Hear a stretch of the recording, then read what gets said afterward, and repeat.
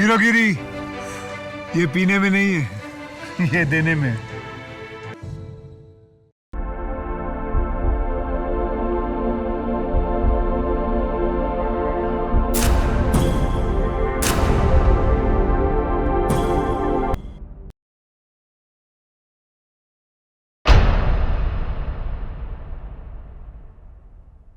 नमस्कार भैया, हम एक्टर के राजा।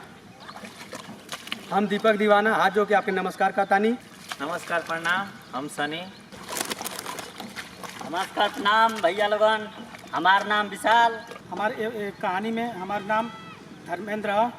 नमस्कार प्रणाम भैया लोग, हमारा नाम सुमित है। प्रणाम भैया, हमारा नाम गोविंदा। हम चाहती कहानी के आशीर्वाद प्यार दुलार देले भैया लोगन। हमार अभिषेक चौहान नाम है। नमस्कार भैया वो हमारे डीओपी छायांकन यानी कैमरामैन। हम लल्लन चौहान, लेखक निर्देशक और एक्टर लल्लन चौहान। भैया आप लोगों से हम यही उम्मीद चाहता नहीं, यही प्रार्थना करता नहीं, यही निहोरा करता नहीं कि आप लोग ये वीडियो में इतना कलाकार हमारे मेहनत किए हैं, इतना मिट्टी से देख रहे हैं, क्या क्या हालत हुई है। आप लोग हम लोगों को प्यार दुलार दीजिए। 3 दिन से फोन करत हैं टट्टर वालन के, एको टट्टर वालन का भैया पता ना चलत है।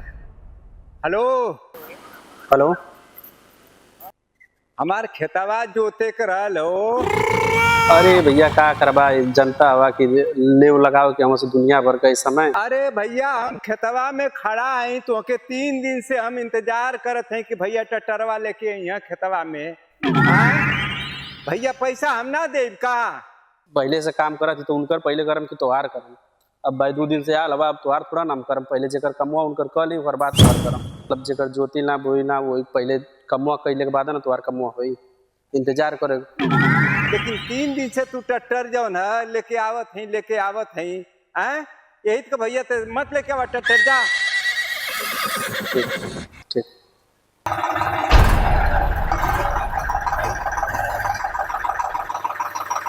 हेलो, हाँ भैया नमस्कार नमस्कार। हाँ खेतवा जोते के है, जोत के भैया एक रोपो आवे के है। हाँ हमारे पास टाइम है ना, कैसे जोतवाला देख लाइए कहाँ से हमन का उत्तर प्रदेश का विकास हुई भैया। बात तो सही है। चला तू हम लोग का भाव बढ़ गल बा भैया। ढेला भैया का नंबरवा कहाँ है हो? उठाइए ना,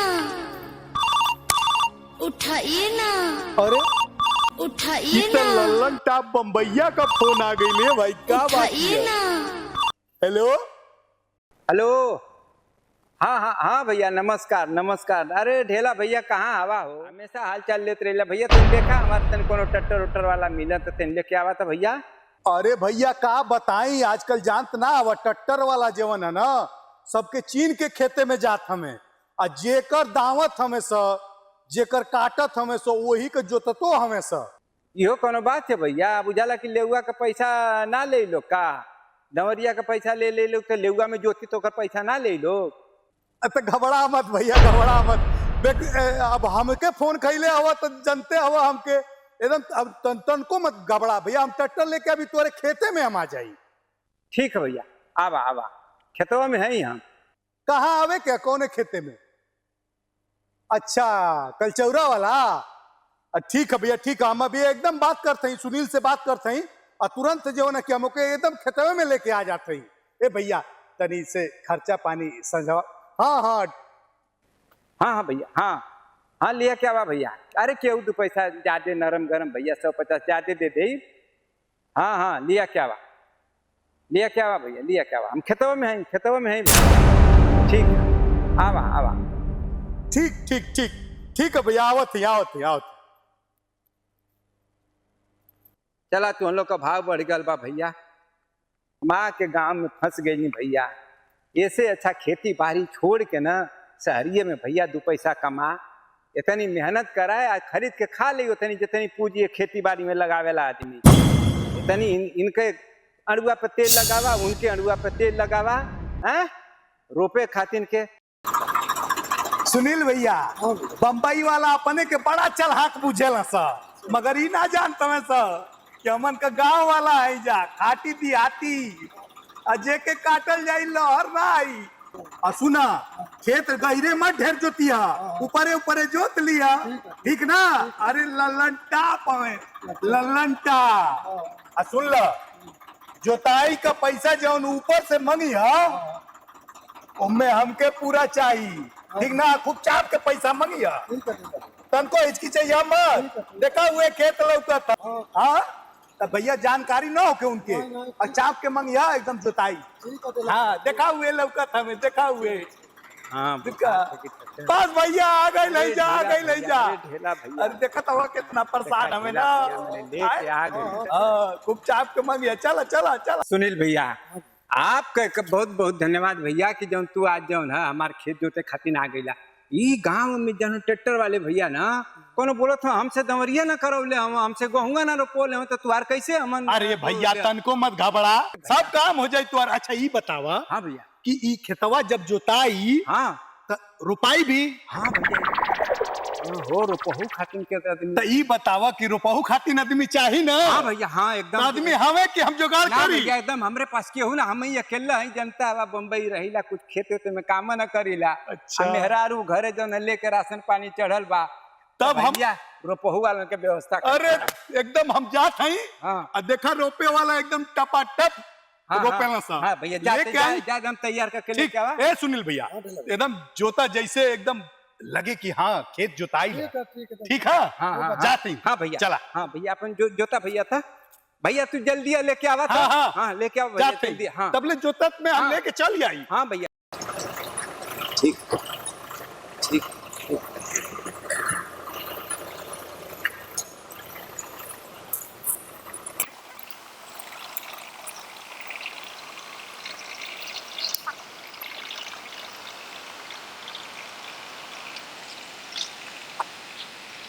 हाँ भैया मेड़िया बचा के मेड़िया बचा के मेड़िया बचा के जोता। हाँ जोता जोता भैया।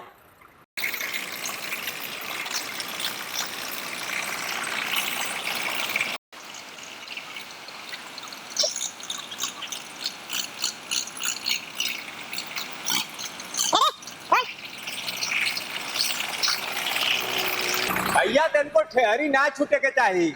सुनीला बहुत बढ़िया जोतेला तुहार, आज देखे बड़ा बड़ा नाम है तुहार, लेकिन भैया ठहरी न छूटा है एकदम, नहीं तो रोपनी गड़बड़ा जाई। हाँ ठीक है भैया जोता जोता भैया।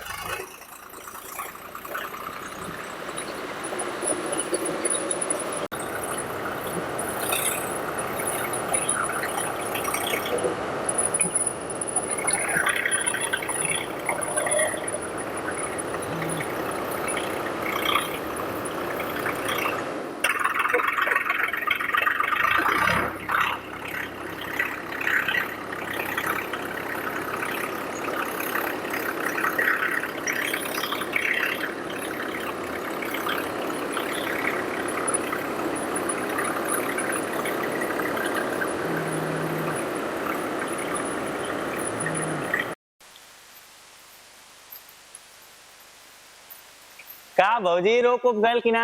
अरे मुफु कहूँ तो यार रोपा गल तो हमके बोली बोलत हवा। चला हमार तो रोक गल, हम जाके पत्ता खेले। लगत है भौजी का पारा गरम हो भैया, छोड़िए ना।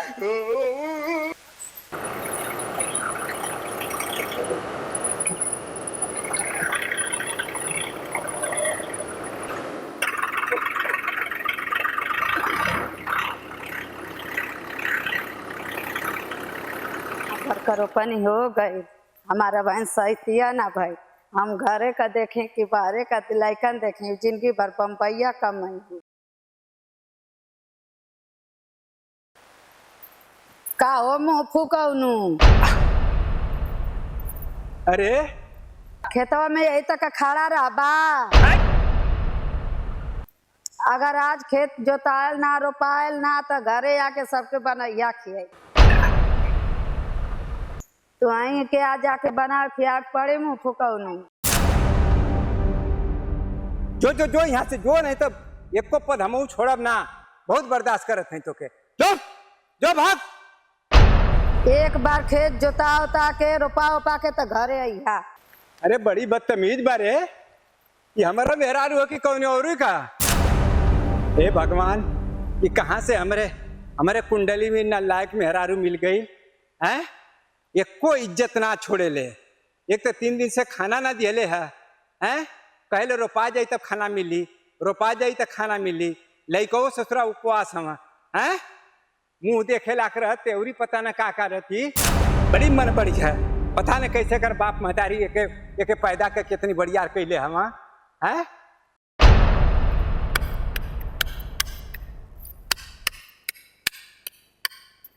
पैसा तो रखा लोला।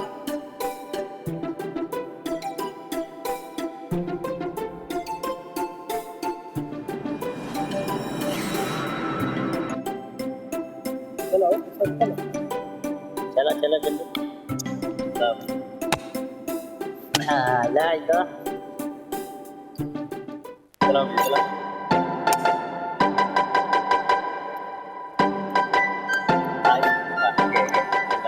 एकदम जोकर रह गया का। जोकर आ गया हैं? आइला आइला। ये मेरा को पेट्रोल डलना का खेले खाती थी। आज तो सीखा था ना। या सीखे खाती तू इला। काहे के बैठला मतलब। जा ए मत बात। पतैया खींच भाई, पतैया खींच। ए चुगुरिया, अरे पहले फेंक ले भैया, पहले फेंक ले तब फेंका हो तो पता लोला है का। चल चल चल चलो ए चुगुरी फेंको। कहाँ हमें सब पता नहीं भैया। जौन दिन भर पता नहीं चली इनका अरे गाना हमेशा। अरे चिखुरिया, ए हगनमा, ए इतना बढ़िया गेम है, तू आके डिस्टर्ब कर। अरे छोड़ मर्दवा गेम के। सुनो सर, ऐसा ना हो, बम्बई से आइल हमें लल्लन टाप। बम्बई से? हाँ, ओकर खेतवा कोनो जोतत ना हमें सर, तो हम ही जोतवावत है। अच्छा सुन, रोपे खातिर मजूरा खोजत बाना। ऐसा है औरी का बड़ी लिहल जाई, आ साजी का हमन का पार्टी कइल जाई। ऐसा कर लो, आए का है के छोड़ा लो, आ चल कोई जो 2 रुपया कमा लिया जा। चल ए चिकुरिया चल, चलो हो गई चलो। चल छोड़ तासोस मर्दे। ये भैया ती बढ़िया तू काम बता दे। अरे काम की वजह चट्टर जोत दिया ले, जल्दी चल चल चल चल चला चल चल।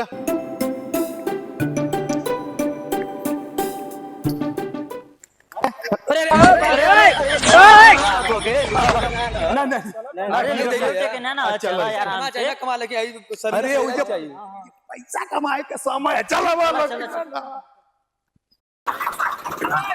चल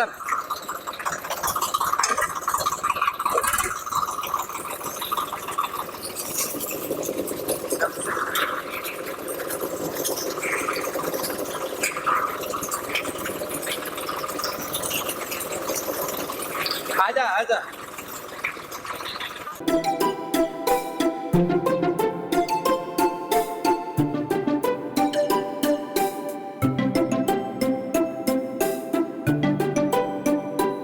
भैया बहुत बढ़िया काम कैला भैया। हमार खेत जोता गल। अब भैया चल हम गूगल पे तुमके कह दे हैं। चला गूगल पे हम कह दे भैया तुमके हैं। हाँ ठीक है भैया।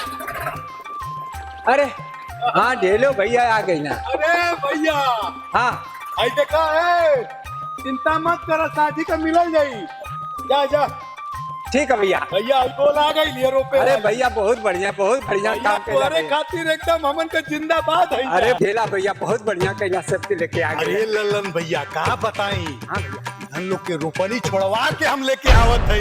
अच्छा हाँ, अरे आमे के नीचे न न न न न न पोखरा के न न न न पोखरा के बगल में हाँ भैया रोपत रहा सा। अच्छा ये तरह बुलवा के लेके आईली है। अब हम जानते हैं अरे दुआ सब खेत रोपा जाई भैया। अरे भैया बहुत बढ़िया काम केला। अरे भैया 3 दिन से हम परेशान रहे। अरे भैया परेशानी दूर। एक बात बताई, हाँ 2 दिन से मेहरारू करवा न दिया। अब भैया आज रोपनी हो जाई तो बिहने से 2 रोटी मिली है उनके। घबरा मत भैया, आज देखा आई एकदम रोप दिए हैं लोग। भैया यह बात खतरा ये देख लो लोग, ये खेतवा है। हाँ हाँ ए ढेला भैया, हाँ ये तो खेतवा तो 1 बीघा से ऊपर लगा तो हैं। और ये 1 बीघा ना 4 बीघा से कम ना लगत ह। और ना तका देख लाऊ 4 बीघा से ऊपर तब तो रोपे में 1 महीना से कम ना लगी। 1 महीना अगर आराम से रोपल जा तो 2-3 महीना लग ही जाई। अरे 2-3 महीना का एक काम करा लो, 5 जाने मिल के ना पूरा साल यही को रोपा लो और कोनो काम धंधा तुम लोग के ना करे पड़ी, खाली यही को रोपा लोगन। हे ढेला भैया कहाँ से मर्दवाई झंडू से पकड़ के लेके आले बा हैं? चुप। ए भैया ऐसन करा ना कि पूरा खेतवा का ठीका देता, चाहे 1 दिन में रोपी जा और चाहे 3 महीना में रोप जा, हमन का रोप देवे के तू बस ठीका देता। हे ढेला भैया, चिकुरी भैया, चिरकुट भैया, हगानी, हाँ तुहन लोग सब लोग मिल के आपस में बतावा लोगन कि हमारे खेत के रोपाई कितनी तुहन लोग के मिल जाए तो रोप देवा। तुहन लोग अपन में विचार करके हमके बतावा लोगन। ठीक ठीक ठीक। गोलमाल है भाई, सब गोलमाल है। ये चिरकुट, ये हगानी, गोलमाल है भाई, पैसा उससे मांग लिया जाए पंपैया वाला डॉन से। अरे गोलमाल है 1 लाख काट दे, कम से कम 2 लाख। नहीं चाचा 5 लाख ले लो, 1-1 लाख सबकी हो जाई। 5 लाख दे है तनी से खेत था और 5 लाख दे पगले हवा लोग नहीं सुना। ए सब लोग सुन ला, 1 लाख रुपया मांगल जाई, सबका काम बन जाए। ठीक है? ठीक है चाचा, ठीक है, ठीक ठीक ठीक है, ठीक है, बतिया नहीं, बतिया ल। ठीक। हाँ भैया बतावा। भैया इतने कहना है कि तुहार रोपनी का काम 1 लाख में फरिया चाहिए। 1 लाख? हाँ 1 लाख? 1 लाख। अच्छा फिर से कहबा? 1 लाख। 1 लाख? अच्छा केहर से जा भैया तुम लोग? अमन के तैयार से आवत है जा एकदम वो हरर निकल जा लोगन जा। 1 लाख के खेते का तुम लोग को रोपनी दे। अरे भैया काहे रेसियात हवा? अरे 200-400 रुपया कम दे दिया। अरे 200-400? हाँ। अरे मतलब आलू भुजिया 1 लाख जाना था कितनी सोना लगेला 1 लाख में? हैं? 1 लाख में सोना मालूम है कितनी लगेला? अरे कई जाने हैं जना। जा तुम लोग जा, तुम लोग से हम अपन काम ना करवाए। जा तुम लोग से हमार खेत ना रोपाई भैया, तुम लोग से हमार खेत ना। अरे ए भैया न तोहार न भैया, हाँ ठीक है 50,000 में डन कला। 50,000? हाँ भैया। अरे भैया ये खेत रोपे आते वालों की खेत खरीदे आने वाले कौन? 50,000 रुपया हम ना दे हो पाए, ठीक ना? तुम लोग जा, चाहे तू खेतवा रोपवावा चाहे तू मत रोपवावा, हाँ ठीक है? हाँ ठीक है, लेकिन दाम मत दा। यो बता दो रोपनी दूसरे के छोड़ के हम आने 11,000 आ तू रोपवा छना रुपया हमको 11,000 रुपया चाहिए तो चाहिए, हम लेके जाए तो से 11,000 रुपया। गजब हो गई भैया, गजब की बेइज्जती, गजब की बेइज्जती। गांव में कैसे कैसे लोग रहते हैं, गजब के लोग रहते हैं यार। अरे शांत शांत शांत। अरे तुहन लोग ना जान था मर्दे, भैया बंबई में रहला और इनका गांव का नाम लल्लन टाप है, मजदूरी भी टाप दी है। हाँ और क्या मरते? हाँ तो भैया का रोपल जाई खेत, भैया मजदूरी टाप दिए। चला अगर ना मिलल हाँ तो ऐसे हमने हगावल जाए। हगावल जाई? अरे वे निकालल जाए। अरे मर्दवा भैया सही है ना? अरे भैया तो हम लोग रोपा लोगों ने मजदूरी का हमके ऊपर ना दे ले कि तू दर्शन करा भैया कि तू बिया लियावा, हमका कपड़ा बदल के और तुरंत खेत में जाते हैं। हाँ भैया चला हम चला अरे भैया देखला लोग ना कितनी धूप रही है। अरे पूछा मत, तुहन लोग जैसे इला भैया देखा बारिश भी शुरू हो गई। अच्छा है कि कपड़ा तो लोग ले रहा लोग भैया, है ना? तो ये कमरे ना रोपावल भैया। हाँ ये असली ठेकेदार है। हाँ चला लोगन भैया रोपा दे, लप दे सांझले। हाँ रोप दे सब फटाफट। चला जल्दी करो भैया, चला वो माथे से भैया शुरू करा, वो माथे से। घबरा मत भैया, एकदम गजगजा के रोप दिया जाए अमन का है। एकदम हाथ से पाटा बनावा सा, आटे किया सा, धीरे धीरे भैया हम आवत हैं।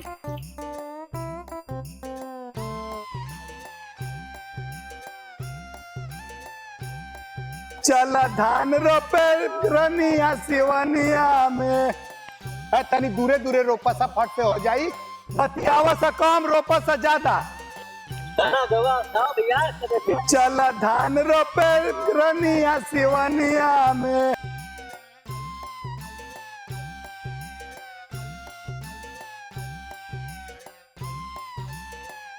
ए टप भैया, अरे कुछ पानी उनी भेली ओली ले आइल हवा। रहल है भैया, लेकिन बुनिया पड़ल है ना तो गल गई। गल गई। चला चला।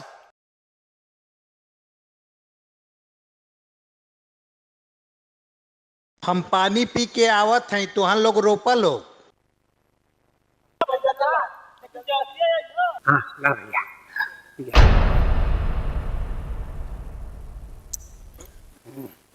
अरे ढेला भैया, लड़का तुहरो कुछ सयान होगा।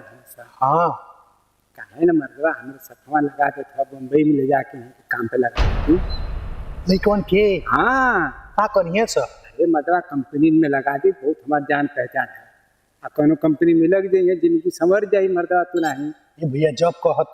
अरे जब का हमार खेतवा रुपा जा बढ़िया से। हाँ तो हम जाए पर ले चल जाते, लेकिन उनके काम धंधा पे लगा देते जा। ठीक। हाँ जा मन से रुपवा दे। अरे एकदम एकदम भैया, हम रोपवा देती। हाँ जा। हाँ ठीक, मन भेजा जाइए सर। हाँ, अरे हम काम पे लगा ठीक, हम जा जा। तू है तो अपन आदमी हवा है। जा के हटबा लोग की यहाँ जाओ ना की हैं, तो रोपा लोग रोपा।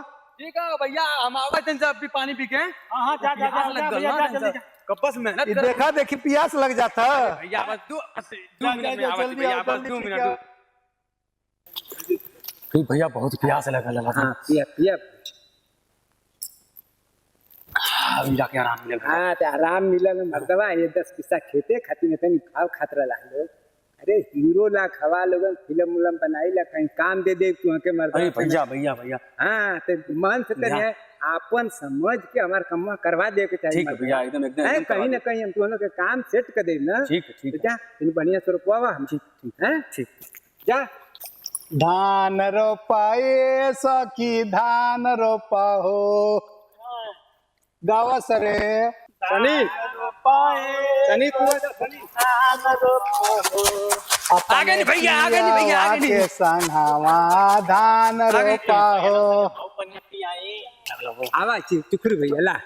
आई गिलासी से प्यास अरे तो ला, मिटी। आई बोतल तो ठेबा की। सनी एक बात जाना था का? तू जब कहीं बहरे रहेला ना, तो तुहरे घरमा जाओ ना चिरकुटवा रोज पता ना का जाके पतियावेला तुहरे नहरुआ से। तुके मालूम ना ना है? नहीं तो साथे पत्ता खेलेला। जब लेट जाला कि ना तू पत्ता खेले हाँ सबसे लेट जाला ना। हाँ, तो जौने टाइम तू पत्ता खेलेला तुहरे घरमा जाके ना तुहरे नहरुआ से का बतियावेला मर्दे। अच्छा ध्यान ना देवे के तुमके परिवार रख लेवा तो कम से कम घर परिवार का भी ध्यान दे जाला हैं।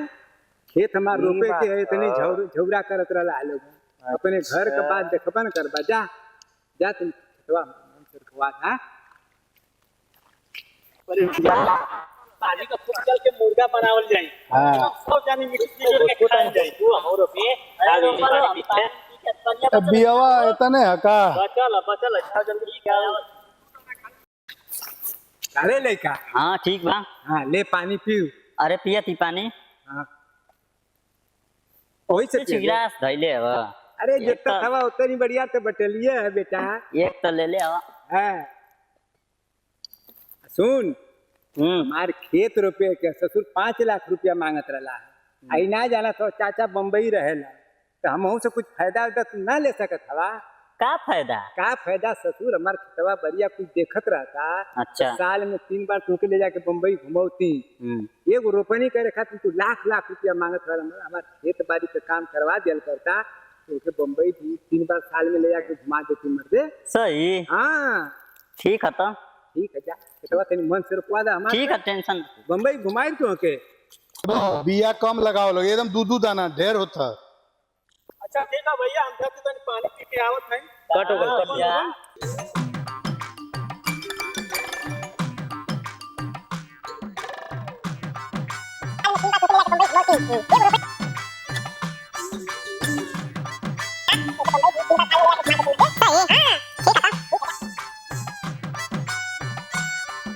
बिया कम है ना तो तू हम लोग के खेते में से लिया पड़ी, जान लिए। रोको जल्दी रोको। हाँ देखे भैया अब आएगा मजा। इस ससुर लोग जाना था कि बम्बई वाला लोग पागल रहे। अरे पागल रहे ना, बिरार से कल्याण से जब ट्रेन पकड़े खोला भैया लोकल ना, तो गाड़ी पड़े हवा निकल जाले, लात मुक्का खात जाके वहाँ कमाल ना 10 आदमी से बात करे।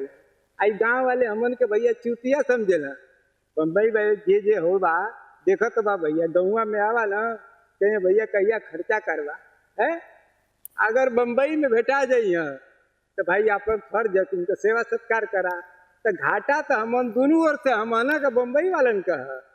अपने अपने गांव का रूल रेगुलेशन देखत वाले भैया गांव वाले कितनी परेशान करे।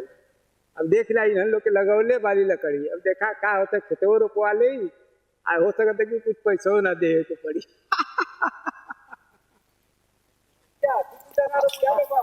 है जल्दी जल्दी रोपा सा, घन मत करा सा तनी फिर हैं। बहुत बोला था तू अपन ना। अब हम बोले लगली, हम ही लेके आए ले यहाँ बोले लगली। फरके रोको। ओए भैया तनी रोपा लो मन से। एक तो आयल हम बेचारा मुंबई से, आ तो लो लगा लो कचर बचर आराम आराम से रोके। अब लगला लोग भाव मारे। काहे पे रोको हमारी तरफ मत कबा। अरे पानी कितना हमारे घर है नीक से रोको, नीक से। अइला ऐसा मजूरी करे कि मौगाई करे रे करे है।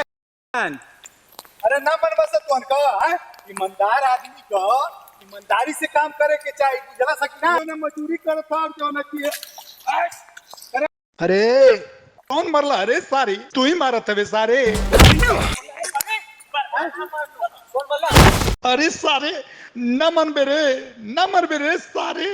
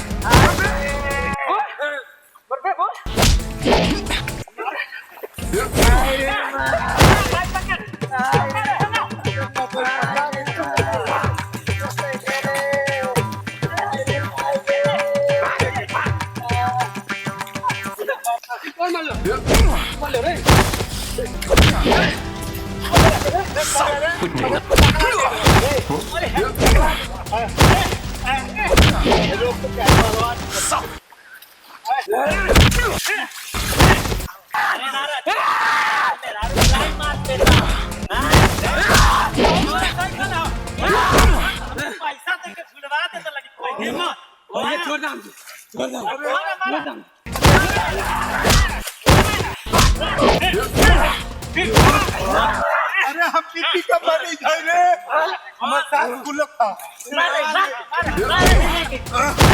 अरे अरे कुछ छोड़ गए। अरे ससुरा हम बीपी का मरीज जाए रे, मर जाएंगे।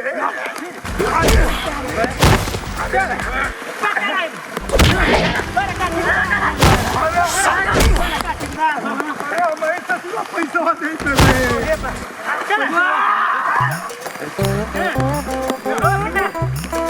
देखे भैया ये लोग रहना बम्बई वाले के चुतिया बना। बम्बई वाले अगर कितना भी बुद्धू रहेंगे तो भी गांव वालों से चालाकी रहेंगे, ये तो आप लोग समझ ही रहे होंगे।